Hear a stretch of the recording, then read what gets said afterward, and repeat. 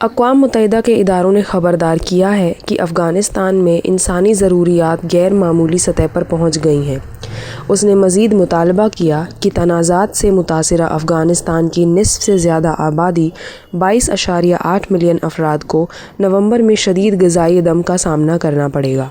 خوراک اور زراعت تنظیم اور ورلڈ فوڈ پروگرام کے مشترکہ تحقیق کے مطابق یہ خشک سالی، تنازعات اور معاشی بحران کے انتظامی اثرات ہیں جنہوں نے افغانوں کے لیے معاش اور خوراک تک رسائی کو بڑی طرح متاثر کیا ہے۔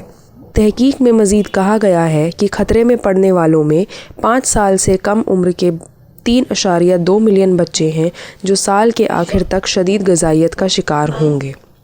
ورلڈ فوڈ پروگرام کے نظیم امور ڈیوڈ بیزلی نے کہا کہ افغانستان کا بحران اگر دنیا میں بدترین نہیں ہے تو بدترینوں میں سے ایک ہے۔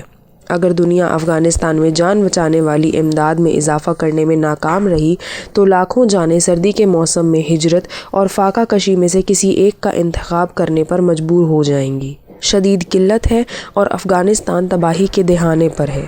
انہوں نے مزید کہا، اگر ہم نے ابھی کارروائی نہیں کی تو ہمیں تباہی کا سامنا کرنا پڑے گا۔